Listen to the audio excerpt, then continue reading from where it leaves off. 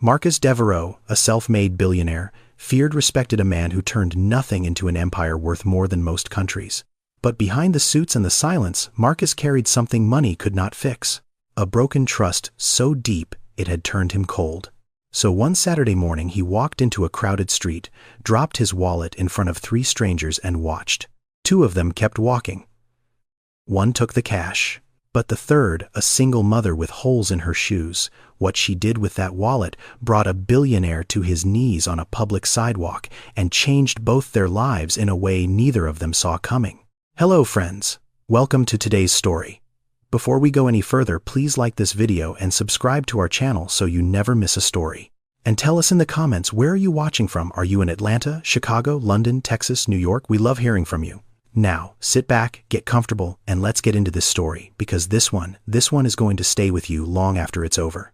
The morning light came through the windows of Marcus Devereaux's estate, the way morning light does in places where everything is polished and perfect and painfully quiet.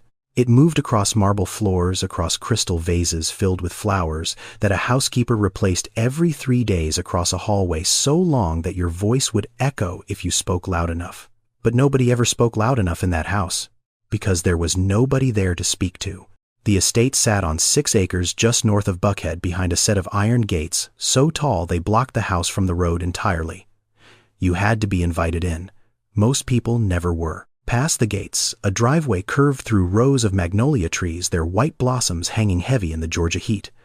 At the end of the driveway, the house rose up like something out of a magazine, and it had been in magazines. Twice. 4 floors.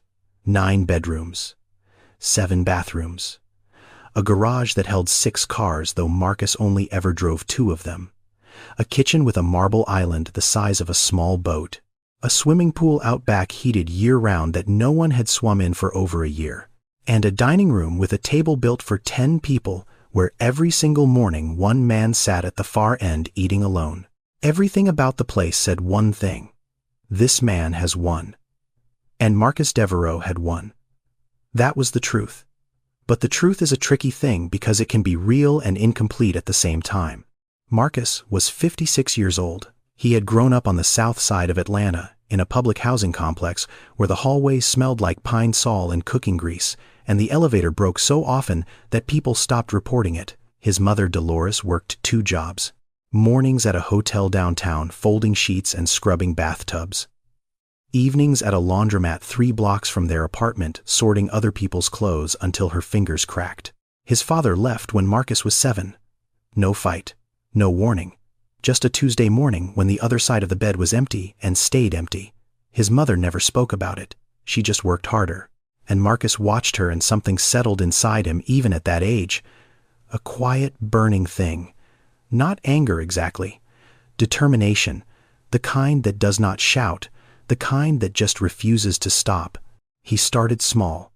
A folding table on the sidewalk outside their building, selling lemonade in paper cups for 50 cents. He was 9.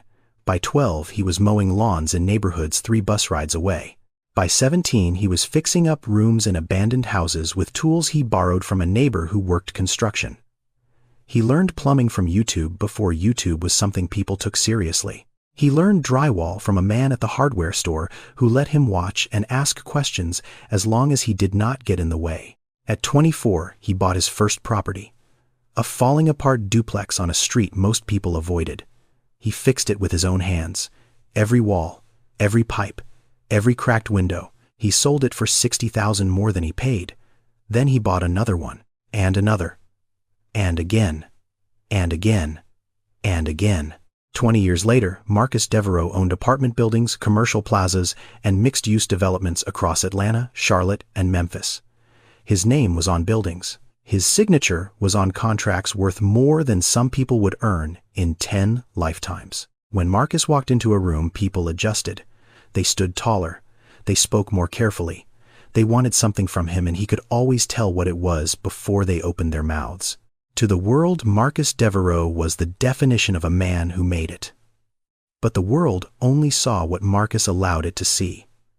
Inside that grand house, behind those iron gates, Marcus ate breakfast alone every morning, not because he wanted to, not because his schedule demanded it, but because there was simply no one there.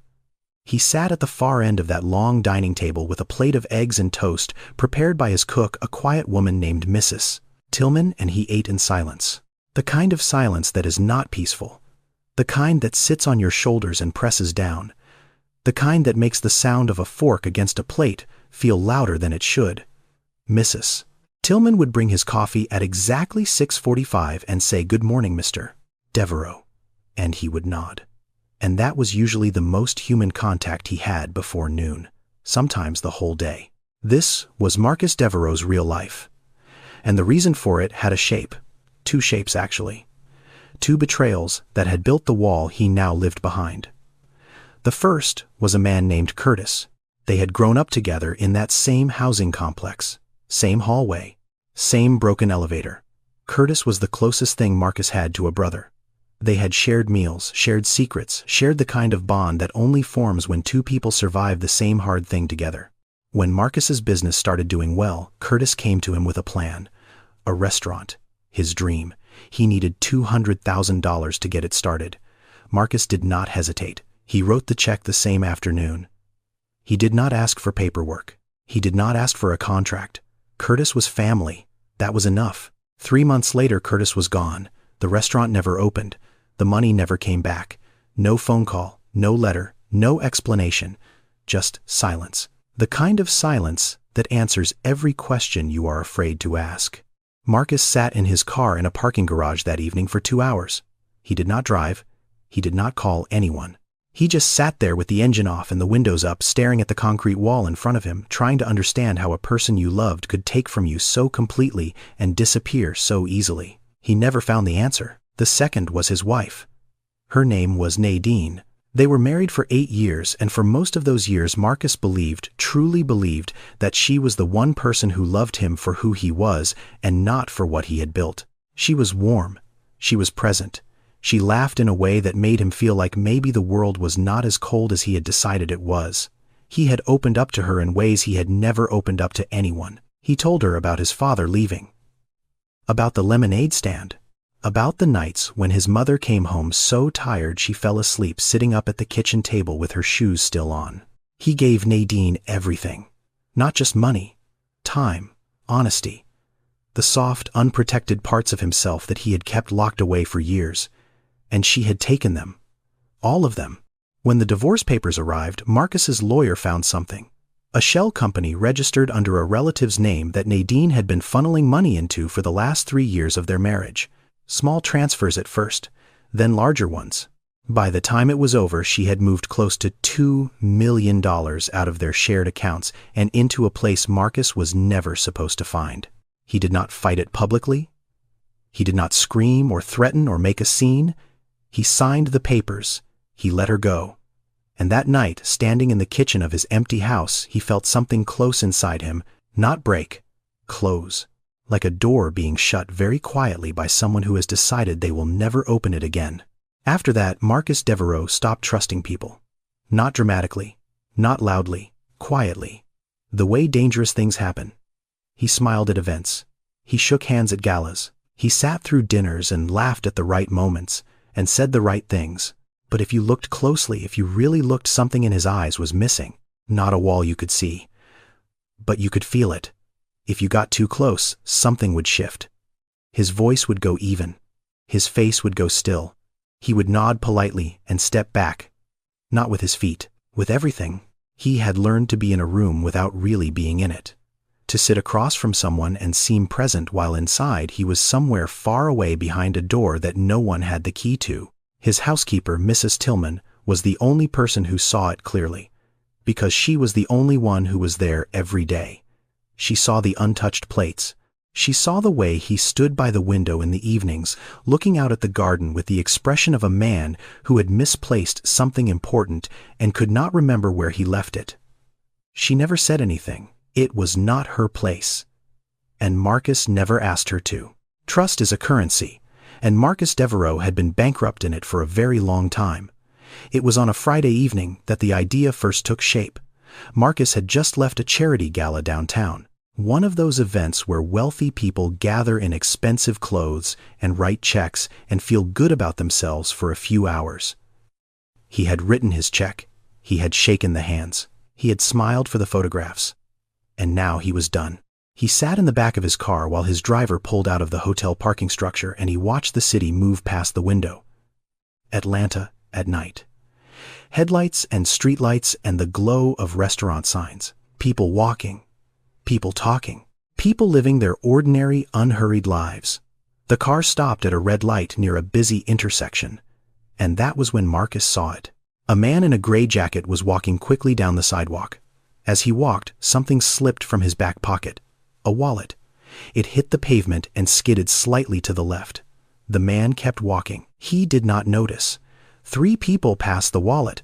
The first, a woman in heels, glanced down and kept moving. The second, a young man with headphones, stepped right over it. The third, an older man with a briefcase, looked at it, looked around, and walked on.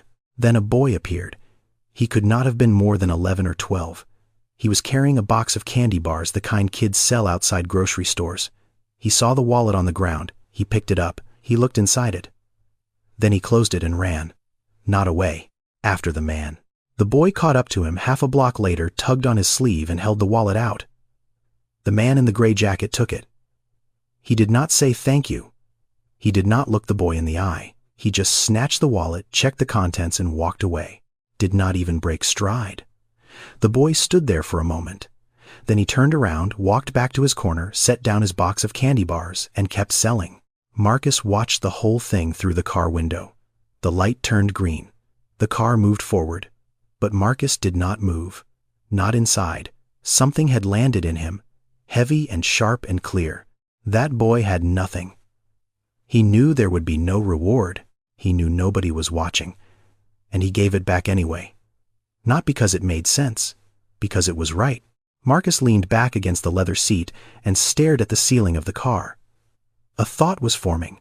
Not a business thought, not a strategy. Something else. He wanted to know if that boy was an exception, or if there were others like him. People who would do the right thing when there was no reason to, when the money was real and the temptation was heavy and nobody would ever know. He thought about it the entire drive home. He thought about it while he sat in his study with a glass of water he did not drink. He thought about it at 3 in the morning when he was still awake, staring at the ceiling in his bedroom with the lights off. By morning, Marcus had a plan. He would build a test. A simple one. A wallet. His wallet. An expensive leather bifold, the kind that felt heavy in your hand. Inside, he would place $2,000 in cash, 2 credit cards, and one more thing. A photograph. It was small, no bigger than a playing card, and the edges had yellowed with age. It showed a boy, maybe 10 years old, standing beside a woman in front of a brick building with a metal railing and a cracked front step. The boy was smiling. The woman was not. She was too tired to smile. But her hand was on the boy's shoulder, steady and firm, the way a person holds something they are determined not to let go of. That boy was Marcus. That woman was his mother. And that photograph was the only thing in the wallet that money could not replace. Marcus chose a Saturday morning, a busy stretch of sidewalk near a shopping district on the west side of the city, the kind of street where all kinds of people crossed paths. He dressed simply. No suit, no watch, no cufflinks, a plain button-down shirt, dark jeans, clean sneakers. He looked like anyone, that was the point. His assistant, a sharp young man named Devin, stood 50 meters away with a phone in his hand, recording everything without drawing attention. Marcus walked slowly along the sidewalk with the wallet in his hand, held loosely at his side, and when the moment was right, he let it fall. The first woman was Monique. She was about 35, dressed in a fitted blazer and pressed slacks, walking fast, phone pressed against her ear. She was mid-conversation, her voice clipped and professional. The wallet hit the pavement less than 2 feet from her path. She glanced down.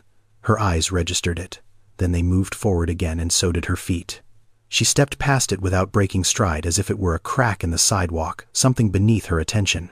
Marcus picked up the wallet. He walked another block. He dropped it again.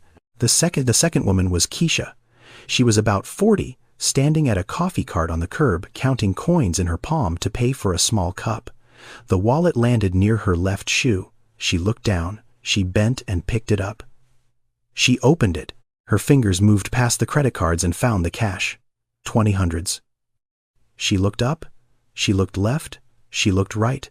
One long, careful look in each direction. Then she folded the wallet closed, slid it into her handbag, adjusted the strap on her shoulder and walked away. She did not look back. Marcus watched from across the street. His face showed nothing. He turned to Devon. Devon looked at him and waited for instruction. Marcus said nothing. He picked up a new wallet identical to the first, with the same amount of cash, the same cards, and the same photograph tucked into the inside pocket. He walked 3 more blocks to a quieter stretch of sidewalk near a dollar store with a hand-painted sale sign in the window. He dropped the wallet one final time. And then there was the third woman, Darlene. Darlene Washington. She was walking slowly, not because she wanted to, because the little girl holding her right hand had short legs and a habit of stopping every few steps to point at things. A pigeon on a fence, a dog across the street, a dandelion growing through a crack in the concrete. Darlene was 31 years old. She carried a plastic bag in her left hand, the thin kind that stretches at the handles from the dollar store behind her. She wore a plain t-shirt, the kind that has been washed so many times the collar has gone soft and shapeless. Faded jeans, and shoes. The shoes. White sneakers that had once been white, now a tired yellow-gray. The left one had a small hole near the toe, a split in the fabric that she had tried to fix with glue, but the glue had peeled away and the hole had come back. She walked on the outside edge of that foot, a habit so practiced it had become invisible to her. A tiny adjustment, a small way of hiding something she could not afford to fix. The wallet landed on the sidewalk about 4 feet ahead of her. She almost stepped on it. "Mama, what's that?" The little girl Zuri was pointing at it with the absolute certainty of a child who has spotted something interesting. Darlene stopped. She looked down. She let go of Zuri's hand for a moment and bent to pick it up. It was heavier than she expected. Good leather. She opened it. The first thing she saw was the money. $200 bills fanned slightly crisp. $2,000. She stared at it. Her lips parted just slightly. $2,000 was more than she made in a month. $2,000 was rent and groceries and the electric bill that had a red notice on it sitting on her kitchen counter right now. She looked at the money. Then she looked at Zuri, who was crouching down to examine a beetle on the sidewalk. Then she looked at the money again. But then her fingers moved. Past the cash, past the credit cards, to a small pocket on the inside flap, the photograph. A boy and his mother, standing in front of a brick building with a metal railing. The boy smiling. The mother's hand on his shoulder. The image had yellowed at the edges the way photographs do when they have been carried for a very long time, handled often, looked at again and again. This was not a photograph that had been forgotten in a wallet. This was a photograph that lived there. Darlene looked at it for a long time. She did not think about what she could buy with $2,000. She thought about who had lost it. She thought about the boy in the photograph, and the woman beside him who looked tired in the way that only certain kinds of mothers look tired. The kind who work too much and sleep too little and never once complain about it because complaining takes energy they do not have. She thought about how the building behind them looked a lot like the one she had grown up in. Darlene closed the wallet. She took Zuri's hand, and she began to walk. Not away. Forward. Looking. Searching. She did not know that the man who had dropped it was standing 50 meters behind her, watching every step she took. She did not know that she was being tested. She did not know that her whole life was about to change because of what she did next. She only knew one thing. This wallet was not hers, and someone somewhere was missing it. Darlene Washington had not always been this tired. There was a time, a long time ago now, when she was just a girl with braids and scraped knees running through the hallways of a housing complex on the west side of Atlanta, and the world had felt big and possible and full of things she had not yet learned to be afraid of. She grew up in a 2-bedroom apartment on the 4th floor of a building where the stairwell smelled like bleach and cooking oil, and the elevator worked about half the time. Her mother Lorraine was a prep cook at a restaurant downtown. Not a fancy restaurant. The kind with laminated menus and a lunch rush that started at 11:30 and did not stop until 2. Lorraine left the apartment every morning at 5 and came home every evening around 7, and she almost always brought something with her. A styrofoam container. Sometimes rice and beans, sometimes chicken, sometimes just bread rolls and a cup of soup. Whatever the kitchen had not sold that day, whatever the manager said she could take. Darlene and her younger brother Jamal would sit at the small table in the kitchen and eat whatever was in that container, and Lorraine would sit across from them and watch them eat and not touch a thing herself until they were finished. She always said she had already eaten at work. Darlene believed her for years. She was 14 before she realized her mother had been lying. Lorraine had a saying. She said it the way some mothers say grace before a meal, quietly, firmly, like a rule that had been written into the foundation of the house itself. Baby, we don't take what isn't ours, not even when we're hungry. Especially when we're hungry. Darlene heard that sentence more times than she could count. When she found a $5 bill on the floor of the laundromat and wanted to keep it, when Jamal came home with a toy that a kid at school had given him, and Lorraine made him take it back, when the landlord overcharged them by $40 one month, and Lorraine paid it anyway because she was not sure it was a mistake and did not want to accuse someone of something she could not prove. That was Lorraine. A woman who carried honesty the way other people carried wallets. Close. Always. Even when it cost her. Darlene was 19 when she lost her. It happened on a Tuesday. Lorraine was at the restaurant finishing the dinner shift. She was washing dishes in the back kitchen when she collapsed. A stroke, fast and sudden and final in the way that the worst things always are. By the time the ambulance arrived, Lorraine was unconscious. By the time Darlene got to the hospital running from the supermarket where she worked, the night shift, still wearing her name tag and her apron because she had not thought to take them off, it was over. She remembered the hallway. She would always remember the hallway. The fluorescent light buzzed the way fluorescent lights always do in places where bad news lives. A low, steady hum that gets inside your head and stays there. A nurse met her at the door of the room and said something gentle that Darlene did not fully hear because her ears had stopped working properly the moment she saw her mother's face through the glass. Lorraine looked peaceful. That was the thing people said afterward, and it was true, and Darlene hated it. Peaceful was for people who had chosen to rest. Her mother had not chosen anything. She had been taken in the middle of doing someone else's dishes in a kitchen that was not hers, in a building she did not own, for a wage that was never enough. Darlene sat beside the bed and held her mother's hand. It was still warm. She did not cry. Not then. She sat there until the warmth faded, and then she sat there a little longer, because leaving meant it was real, and she was not ready for it to be real yet. After that, everything changed the way everything changes when the person holding everything together is suddenly gone. Darlene dropped out of community college. She took over the lease. She raised Jamal through his last 2 years of high school, working double shifts, signing permission slips, sitting in the parking lot of his school on report card days, because she had promised Lorraine she would. Jamal enlisted in the Army the month after he graduated. He was stationed overseas now. He sent money when he could.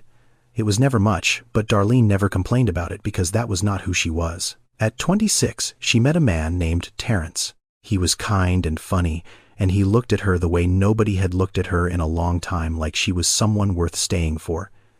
He said he would stay. He said it with his whole chest, and for a little while she believed him. Zuri was born 7 months after Terrence left. He did not leave a note. He did not leave an explanation. He just stopped coming home one day, and the number he had given her stopped working, and Darlene was alone again. But this time she was not just alone. She was alone with a baby, a rent payment, and a grief that had grown a new layer on top of the old one, the way paint covers a crack in a wall, but the crack is still there underneath. Now Darlene was 31. She worked 2 jobs. Mornings at a hotel downtown, making beds and scrubbing bathrooms and folding towels so tight they looked like they had never been touched. Nights at a grocery store on the east side, scanning items and bagging produce and saying, "Have a good evening" to people who never looked her in the eye. Zuri went to a free daycare program run by a church 3 blocks from their apartment. Darlene dropped her off at 6:45 every morning and picked her up at 6:15 every evening, and in between she moved through her days the way a person moves through water. Slowly, heavily, with effort that nobody sees. The rent was a month behind. The electric bill had a red notice on it, the kind printed on paper that feels different from regular mail. Heavier somehow, like the paper itself knows it is carrying a threat. The refrigerator held half a gallon of milk, a pack of sliced cheese, some leftover rice, and a jar of peanut butter that Zuri ate with a spoon because Darlene had forgotten to buy bread and did not want to say that out loud. And then there were the shoes. The white sneakers with the hole near the left toe. Darlene had bought them 2 years ago at a discount store for $19. They had been fine then. Clean, sturdy, the kind of shoes that did not pretend to be anything other than what they were. But 2 years of walking to bus stops and standing on hotel room floors and pacing grocery store aisles had done what 2 years always does to cheap shoes. They wore down. They split. The left toe opened up like a small mouth, and Darlene glued it shut, and it opened again, and she glued it again, and eventually the glue stopped holding. She walked on the outside of that foot now, a tiny shift in her step. An adjustment so small that no one would notice unless they were looking very carefully. Every time she thought about buying new shoes, the math started in her head. $19 was 3 gallons of milk. Was 2 packs of diapers she no longer needed, but Zuri's pull-ups cost almost the same. Was half the electricity bill. Was the difference between late and on time for the rent. So, the shoes stayed. And Darlene kept walking on the outside of her left foot. And she did not complain about it. Not because she was brave, although she was, but because complaining took energy, and energy was something she could not afford to waste. Those shoes told a story that Darlene never told anyone. They were the ledger of every sacrifice she had made in silence. Every dollar she had chosen to spend on Zuri instead of herself. Every morning she had looked in the mirror and decided that her needs could wait one more day. And somewhere beneath all of it, underneath the exhaustion and the math and the quiet, relentless effort of holding a life together with almost nothing, Lorraine's voice still lived, steady as a heartbeat. Baby, we don't take what isn't ours. Not even when we're hungry. Especially when we're hungry. Darlene walked up the block with the wallet in one hand and Zuri's fingers in the other. She stopped the first person she saw, a man in a baseball cap carrying a bag of groceries. "Excuse me, did you drop a wallet? Brown leather about this size." The man shook his head and kept walking. She tried a woman at the crosswalk. Same question, same answer. She tried a teenager leaning against a lamppost, scrolling through his phone. He looked at her like she had asked him something in a language he did not speak, shrugged, and went back to his screen. Zuri tugged on her hand. "Mama, can we go home? I'm tired. Just a little more, baby. Someone is missing this." She walked another block. The afternoon sun was heavy and low, the kind of late-day heat that presses down on a city like a warm hand. Cars moved slowly through the intersection ahead. A woman was selling bottled water from a cooler on the corner. Somewhere behind them, music was playing from a parked car, something slow and muffled through closed windows. Darlene stopped at a coffee shop near the end of the block, a small place with a chalkboard menu and 2 metal tables outside on the sidewalk. She went in and spoke to the young woman behind the counter. "Did anyone come in asking about a lost wallet? Brown leather had some cash in it." The young woman shook her head. "No, ma'am, nobody." Darlene thanked her and walked back outside. Zuri had already climbed onto one of the metal chairs and was resting her head on the table, her small legs swinging below the seat. Darlene sat down beside her and lifted Zuri onto her lap. She held the wallet in both hands and opened it again. Past the cash, past the cards, to the photograph. She looked at it more carefully this time. The boy in the picture was maybe 10 years old. He wore a white t-shirt. His smile was wide and easy, the kind of smile that belongs to children who do not yet know what is coming. The woman beside him had her hand on his shoulder. She was not smiling. She was too tired to smile. But her hand was firm and steady, the way a person holds something they refuse to let go of. The building behind them was brick, metal railing, cracked front step. Darlene knew that kind of building. She had grown up in one just like it. She had climbed stairs just like those. She had stood on steps just like that one, waiting for her mother to come home from work. Who is this boy? Does he know that someone kept this photograph all this time? Does he know what it means to carry a picture like this in a wallet you touch every single day? She did not know that the boy in the photograph was standing 30 meters away from her at that very moment. She did not know that he had been watching her for 20 minutes, that he had seen her pick up the wallet, that he had seen her close it without taking anything, that he had watched her walk up the block asking strangers if they had lost something. That he had seen her sit down on that metal chair with her daughter in her lap and look at his mother's face with an expression he had not seen on anyone's face in a very long time. Gentleness. Not pity. Not curiosity. Gentleness. The kind that comes from recognition, from knowing. And he had seen the shoes. Marcus Devereaux stepped away from the storefront where he had been standing and walked toward her. His steps were measured. His face was still. But something behind his ribs had shifted a weight he had been carrying for so long that he had forgotten it was there. And now it was moving just slightly like a stone, finding a new position after years of pressing down in the same spot. Darlene saw him approaching. She stood up, lifting Zuri onto her hip with one arm and holding the wallet out with the other. "Excuse me, sir. Is this yours?" Marcus looked at the wallet. Then he looked at her. Then, without meaning to, he looked at her shoes, the white sneakers, the hole near the left toe, the glue that had given up. Then he looked back at her eyes. They were steady, large and dark and completely steady. The eyes of a person who is not performing honesty, who is simply honest. A few seconds passed. The traffic moved behind them. A car horn sounded somewhere far away. Zuri shifted on Darlene's hip and buried her face in her mother's shoulder. "Yes," Marcus said. "It is." Darlene handed it to him. She smiled. Not a big smile, a small one, tired at the edges, the kind that costs nothing to give but means everything to receive. "I'm glad I found you," she said. The photo inside. It looked important. Then she adjusted Zuri on her hip, turned, and began to walk away. Marcus stood on the sidewalk and watched her go. He did not call after her. Not yet. He opened the wallet. The cash was there. All of it. 200 still fanned the same way. The credit cards untouched. And the photograph. His mother, his 10-year-old self, still in the inside pocket, still exactly where he had placed it. She had nothing. And she took nothing. And that was the moment Marcus Devereaux felt something he had not felt in years. He did not have a word for it yet, but it had roots. Marcus drove home that evening in silence. He did not turn on the radio. He did not make a phone call.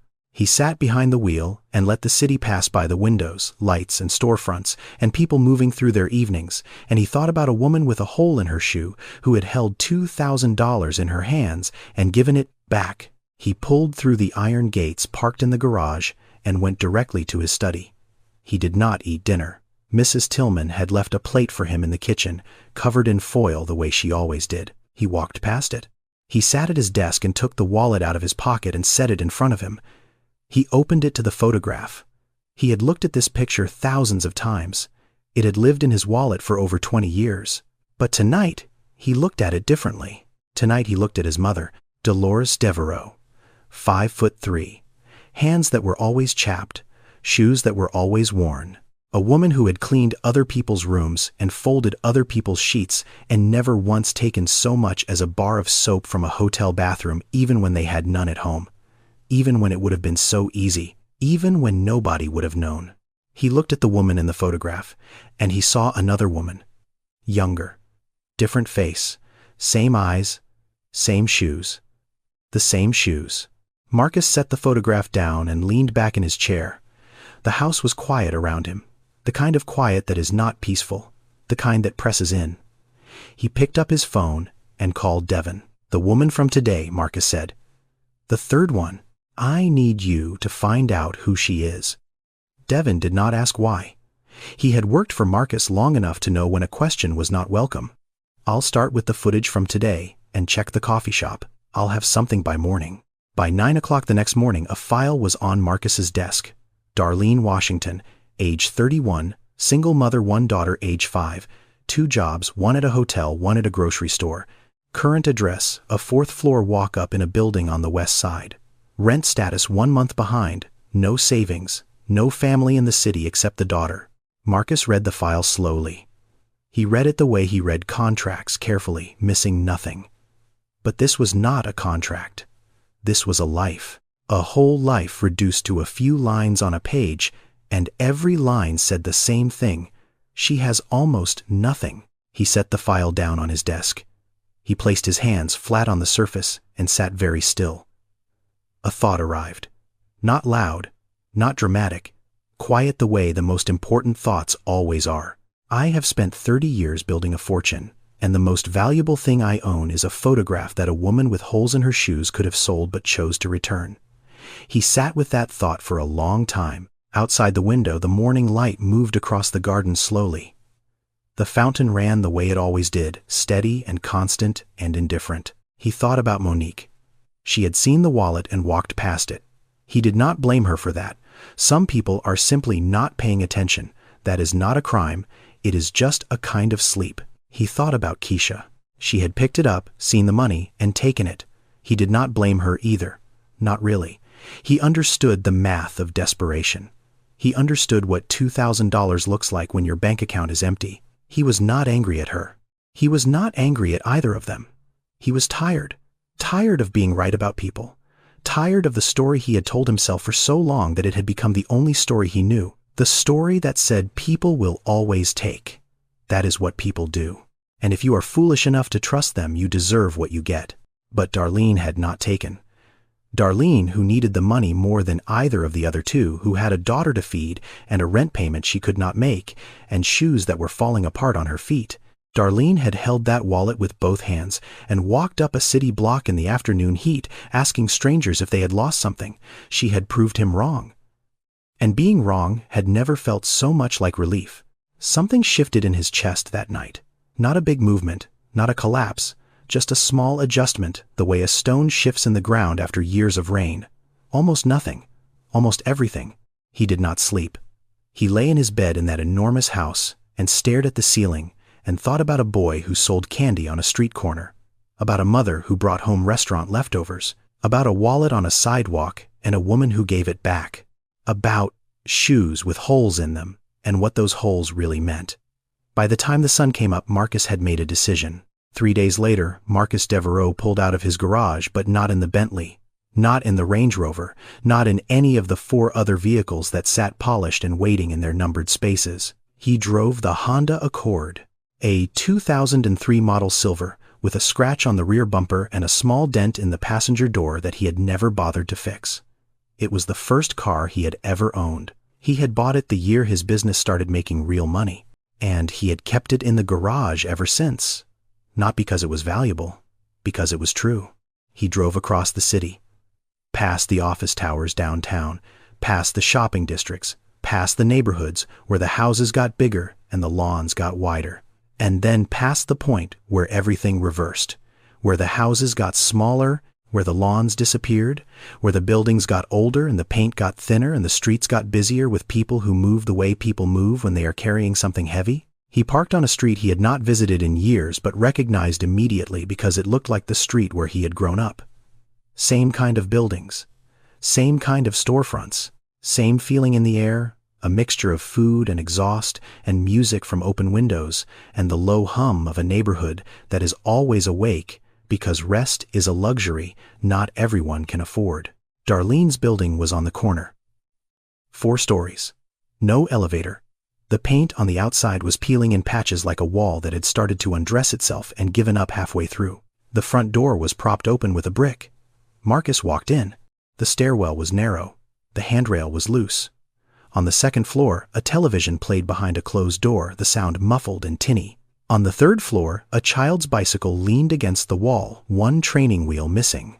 The fluorescent light on the ceiling buzzed and flickered like it was trying to decide whether to stay on or give up entirely. He reached the 4th floor, apartment 4C.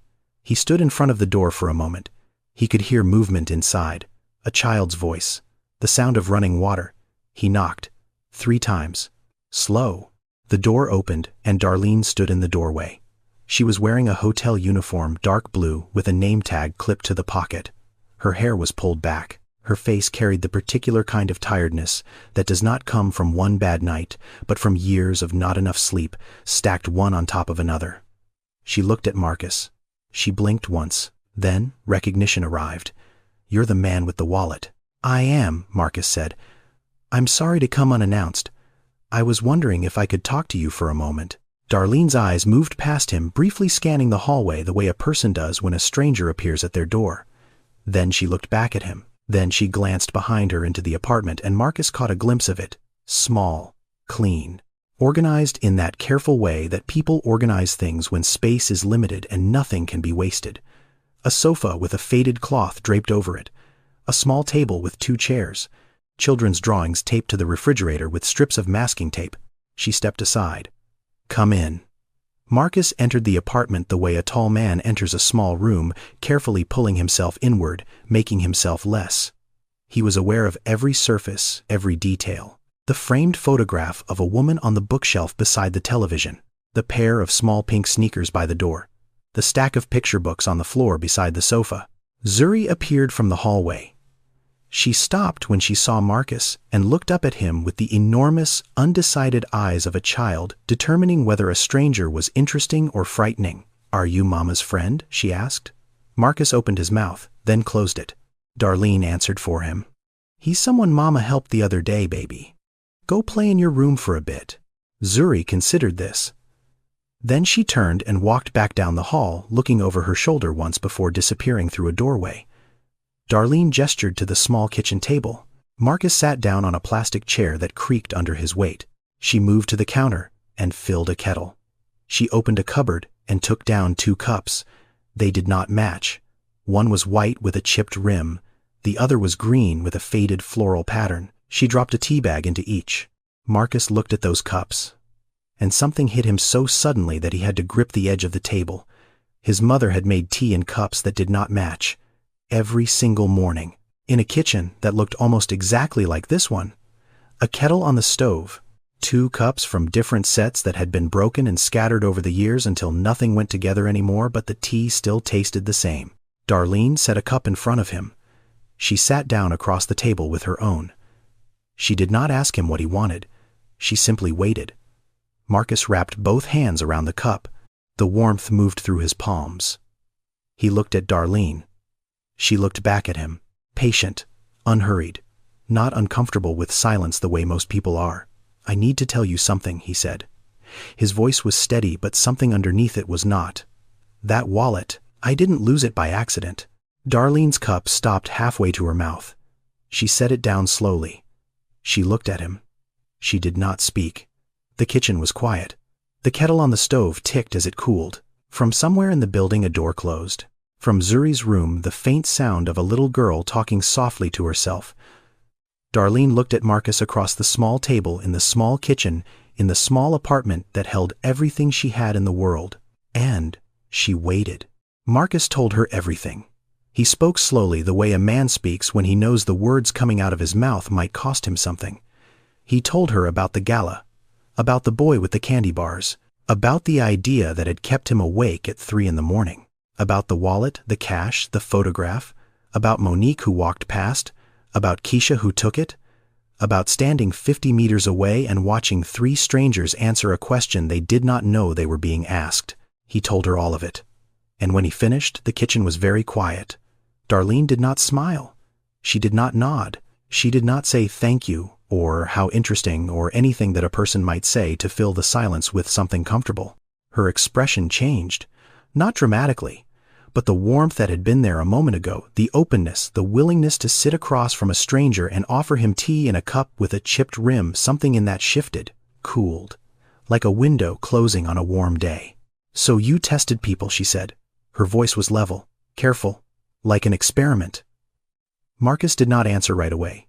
He heard it, the edge, not anger exactly, something quieter than anger and sharper than disappointment.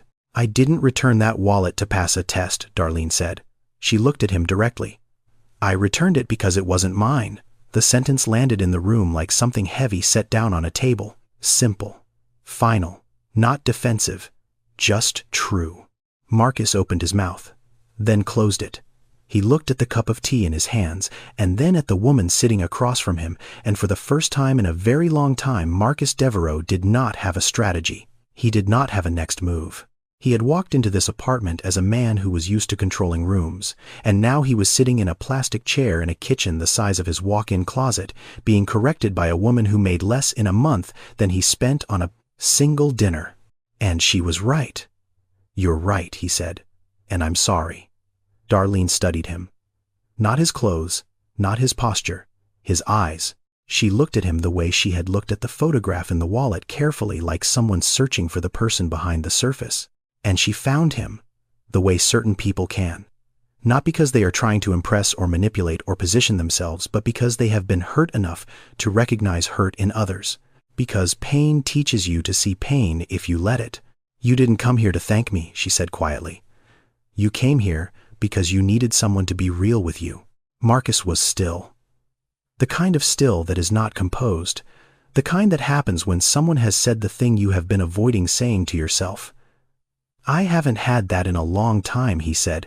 The kitchen was silent for a moment. The refrigerator hummed. From down the hall, Zuri's small footsteps padded across the floor, and then she appeared in the doorway, rubbing one eye with her fist. "Mama, are we eating dinner?" Darlene looked at her daughter. "In a little bit, baby. Go play for a few more minutes." Zuri looked at Marcus, then at her mother. Then she turned and padded back down the hallway, her small feet making almost no sound at all. Darlene looked back at Marcus. The coolness in her expression had not disappeared, but it had shifted. There was something else there now. Not trust, not yet. But the beginning of a decision, a door not open but no longer locked. "I can't be bought," she said. "But I can listen." And then Darlene told him about Lorraine. She did not tell him because he asked. He had not asked. She told him because she could see that he needed to hear something real, and the realest thing she had was her mother. She told him about a woman who woke up at 4:30 every morning and put on the same pair of worn-down shoes and walked to a bus stop in the dark because the restaurant did not pay enough for a car and the bus came at 5:15. And if she missed it, she would be late. And if she was late, she would lose the shift. And if she lost the shift, there would be no dinner that night. She told him about the styrofoam containers, about the rice and beans, about the bread rolls and the cups of soup, and the way Lorraine would set the food on the table and sit across from her children and say she had already eaten when she had not, when she was hungry, when she had been hungry all day. She told him about the saying, the one Lorraine repeated like a prayer. "Baby, we don't take what isn't ours, not even when we're hungry, especially when we're hungry." She told him how she used to think it was just something mothers said, like, "Be good," or "Say please." But as she got older, she understood it was more than that. It was a code, a way of moving through a world that did not make it easy to be honest. A decision Lorraine made every single day, over and over, when nobody was watching, and nobody would have blamed her if she had decided differently. She told him about the night her mother died. She spoke slowly. Her voice did not shake, but it had a weight to it, the kind of weight that comes from carrying something for so long that the carrying itself has become part of you. She told him about the phone call, about the supermarket, about running 6 blocks in her work apron because she did not have a car and could not afford a cab, and the bus would take too long, about the hospital hallway and the fluorescent light that buzzed the way fluorescent lights always do in places where the worst kind of news is waiting. She told him about arriving too late, about sitting beside her mother's bed and holding her hand, about the hand being warm, about staying until it was not. "I sat there until her hand went cold," Darlene said, "because leaving meant it was over. And I was not ready for it to be over." Marcus did not move. After the funeral, Darlene said, "I went through her things. Her closet. It was small. Everything in it was old. She never bought herself anything new. She wore the same 3 outfits to work for years. And at the bottom of the closet, underneath a folded blanket, there was an envelope." She paused, looked at the table. I opened it. There was money inside. Cash. I counted it. She swallowed. $340. She stopped again. The kitchen was completely still. $340. My mother's entire life savings, for shoes. Marcus's face did not change, but his eyes did. There was a note, Darlene said, in her handwriting. Just 3 words. For Darlene's shoes. She pressed her lips together. The weight in her chest, the one she had carried since the night. She ran 6 blocks to a hospital and arrived too late. It pressed against her ribs, the way it always did when she said her mother's name out loud. Not a sharp pain. Not the kind that makes you cry out. The kind that sits there. Heavy. Constant. The kind you learn to breathe around. "I didn't buy shoes," she said. "I paid the rent with it, and I kept wearing the old ones, and I will keep wearing them until they fall apart completely. because every time I look down at those shoes, I see her." Marcus looked down. Under the table, in the dim light of the small kitchen, Darlene's shoes were visible. The white sneakers, the hole near the left toe, the glue that had given up. He looked at them for a long time. Then he looked up, and his eyes were wet. He did not speak. There was nothing to say that would be worth more than the silence. So he let it stay. And Darlene let it stay. And for a few minutes, two people who had come from the same kind of place and ended up in very different ones sat at a small table in a small kitchen and said nothing, and the nothing was more honest than any words either of them could have found. 1 week passed before Marcus made his next move, and when he made it carefully. He did not call Darlene to the estate. He did not send a car. He called her on the phone, the number he had gotten from Devon's file, and asked her simply and directly if she would be willing to come to his office the following Tuesday at 10 in the morning. She asked why. He said, "Because I would like to show you something, and I would like to do it properly." She was quiet for a moment. Then she said, "I'll be there." She arrived at 10:05, 5 minutes late because the bus had taken a detour, and Zuri had stopped twice on the walk from the bus stop to look at things. A fire hydrant, a dog behind a fence. Zuri noticed everything. That was Zuri. Darlene was wearing her best clothes, a blouse she had ironed that morning on the kitchen counter because she did not own an ironing board. Dark pants, clean, simple, and the shoes, the same shoes. The white sneakers with the hole near the left toe. She had not tried to hide them. She had not borrowed a different pair. She had come as she was. That was Darlene. The building was tall and glass, and everything about it said money in the quiet, tasteful way that real money speaks. Darlene walked through the lobby, carrying Zuri on her hip, and gave her name to the woman at the front desk, who made a phone call and then smiled and told her to go up to the 14th floor. The elevator was the quietest elevator Darlene had ever been in. Zuri pressed her face against the glass wall and watched the city get smaller below them and said, "Mama, we're flying." Almost baby. Marcus met them at the elevator door. He was wearing a suit, but he had taken the jacket off and rolled his sleeves. He looked different here than he had in her kitchen. Larger, more composed, more like the kind of man whose name was on the side of buildings. But when he looked at Zuri and said hello again, something in his face softened, and for a moment he looked exactly the way he had looked in her kitchen, like a man trying very hard to get something right. He led them down a hallway and into a conference room with a long table and windows that looked out over the city. Atlanta spread below them in the morning, light wide and bright and busy. Zuri pressed her hands against the window and stared. Marcus closed the door. On the conference table, 3 items were arranged in a row. Not centered, just placed there simply the way you might set things on a kitchen table. The first item was a shoebox. White. Simple. The kind you get at any regular shoe store. The second was an envelope. Small, plain, sealed. The third was a document, several pages held together with a clip. Marcus looked at Darlene. "Please, sit down." She sat. Zuri climbed onto the chair beside her and began drawing invisible shapes on the polished table with her finger. Marcus pushed the shoebox toward her first. "Open it." She lifted the lid. Inside was a pair of white sneakers. Not designer, not expensive. The same style as the ones on her feet. Simple, clean, new. She looked at them. Then she looked at Marcus. "They cost $65, he said. "They are not special. But they are from someone who understands what shoes mean to you." Darlene touched the laces. She did not take them out of the box. She just touched them lightly, the way a person touches something that is more than what it appears to be. Marcus pushed the envelope toward her next. "Open it." She picked it up. It was light. She tore the seal and looked inside. Cash. She pulled it out and counted it, and her hands slowed and then stopped. $340. She looked at Marcus. Her lips parted. No sound came out. "This is your mother's money," Marcus said. His voice was very quiet. "I am not giving you this. I am returning it. She saved it for your shoes. I just made sure it got to the right place." Darlene's hands trembled. She set the money down on the table very carefully, the way you set down something fragile. She pressed both hands flat on the surface and took a breath that came in uneven, the kind of breath that is trying very hard to be steady and not quite managing. Marcus pushed the document toward her last. He waited until she looked at it. Then he spoke. "This is a job offer. A position called Community Liaison at a foundation I am building. The foundation supports single mothers in underserved neighborhoods, housing assistance, childcare access, job training, emergency support." He paused. "The position comes with a salary, health insurance for you and Zuri, and hours that work around a school schedule." Darlene picked up the document.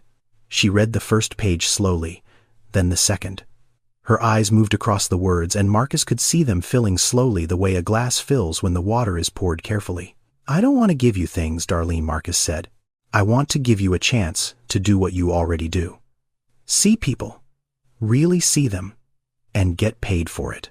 She set the document down. She looked at the shoes, at the envelope, at the offer letter, at the city outside the window, at her daughter drawing shapes on the table.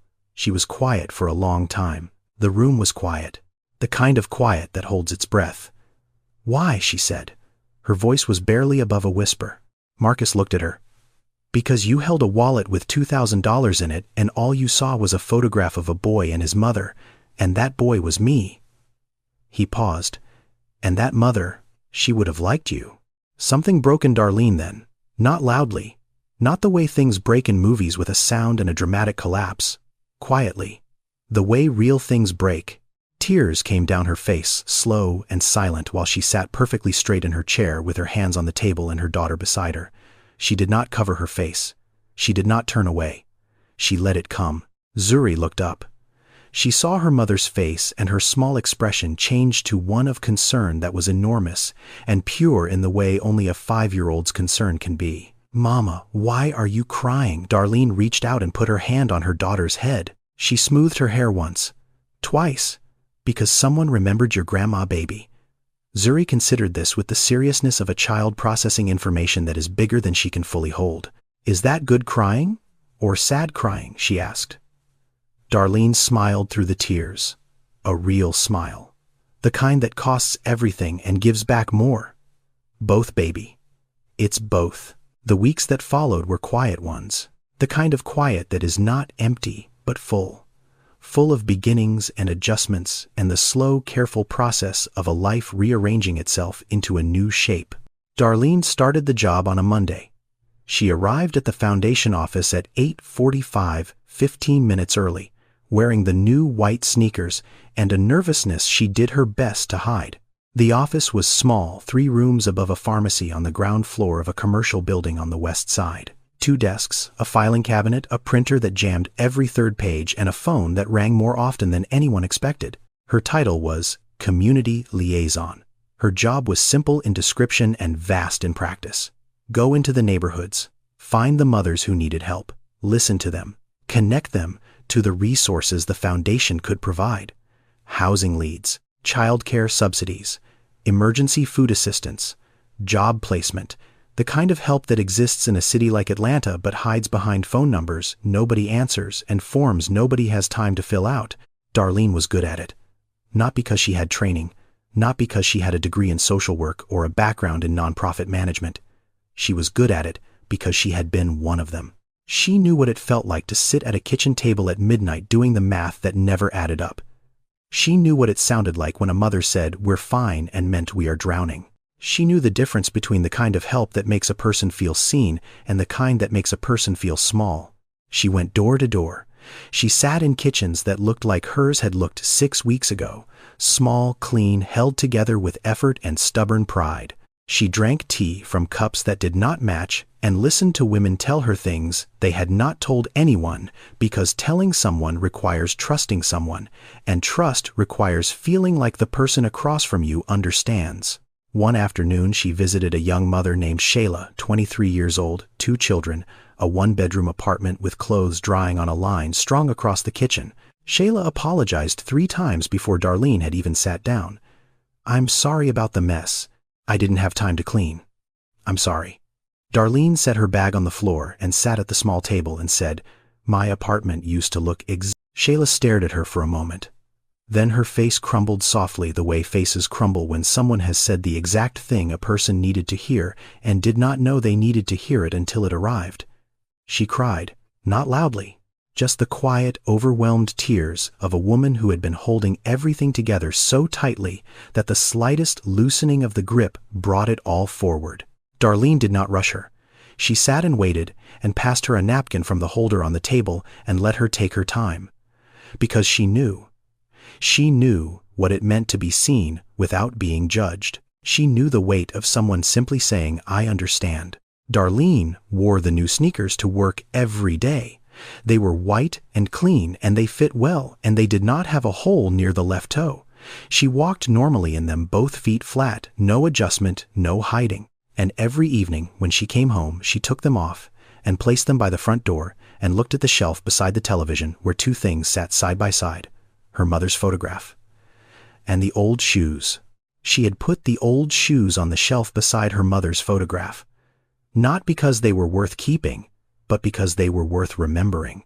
Zuri was enrolled in a better preschool program now, one with a real playground and a teacher who knew every child's name and a reading corner with books that were not falling apart. Darlene had paid off the back rent.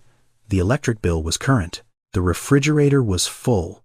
Not overflowing, not stocked the way a wealthy person's refrigerator is stocked, but full in the way that matters. Milk, eggs, fruit, chicken for dinner, peanut butter, and bread. The kind of full that means tomorrow is taken care of. But the change that mattered most was not the things. It was smaller than that, harder to see. For the first time in years, Darlene went to sleep at night without the math running in her head, without the quiet, relentless calculation that had lived behind every thought for so long she had forgotten what thinking felt like without it. How much is rent? How much is electric? How many hours until the next paycheck? Can I make it? Can I make it? Can I make it? The math had stopped. And in its place, something else had arrived. Not happiness exactly. Darlene was too practical for a word that large. But something close, something that felt like standing on solid ground after years of balancing on something that was always about to give way. The weight in her chest had not disappeared. It would never fully disappear. Lorraine would always be Lorraine, and missing her was simply part of who Darlene was now. But something had shifted. The stone had found a resting place. And for the first time in a long time, it did not press quite so hard. Marcus changed too. But his change was slower, harder, the way heavy things move. Not all at once, inch by inch, because the wall he had built was thicker than Darlene's, and it had been standing longer, and taking it down required something he had not practiced in decades, patience with himself. He stopped eating breakfast in the dining room. He moved to the small table in the kitchen, the one near the window where Mrs. Tillman kept a plant she watered every morning. The table seated too. He sat at it alone, but somehow the aloneness felt different there. Smaller. Less like a verdict, and more like a fact that might someday change. He started visiting the neighborhoods where the foundation worked. Not for meetings, not for photo opportunities. He just went. He drove the Honda Accord across the city on Tuesday and Thursday afternoons, and parked on side streets, and walked into community centers and sat in plastic chairs and waiting rooms, and listened to the sounds of a world he had left behind 30 years ago, but never fully forgotten. He did not announce himself. He did not introduce himself as the man whose name was on the checks. He wore plain clothes, and sat quietly, and watched people move through their days with the particular energy of people who are managing more than anyone should have to manage alone. One Thursday at a community center on the west side, Marcus was sitting in the hallway outside a meeting room where a support group for single mothers was in session. Darlene was inside, facilitating. He could hear her voice through the door, steady and warm, asking questions, listening to answers. A boy sat down beside him. He was maybe 8 years old. He had a backpack on the floor between his feet, and a worksheet on his lap, and a pencil that he was holding, the way a person holds something they would rather throw across the room. Marcus looked at him. "What are you working on?" The boy did not look up. "Math. I hate it." Marcus almost smiled. Almost. Then, something in him shifted, and the almost became real. A smile. Small. Quiet. But real. The first real smile he had felt on his face in longer than he could remember. "Can I see?" Marcus asked. The boy shrugged and slid the worksheet over. Multiplication. 3 digits. The kind of problems that look impossible when you are 8 and sitting alone in a hallway while your mother is behind a closed door talking to strangers about things you are too young to understand. Marcus pulled his chair closer. Let me show you something. You see this number here? Break it into pieces. It's easier when it's small. They sat together for 20 minutes. Marcus walked him through each problem step by step, the way his own mother had once walked him through homework at a kitchen table in a building that looked a lot like this one. The boy's pencil moved faster. His shoulders dropped. By the last problem, he was almost smiling too.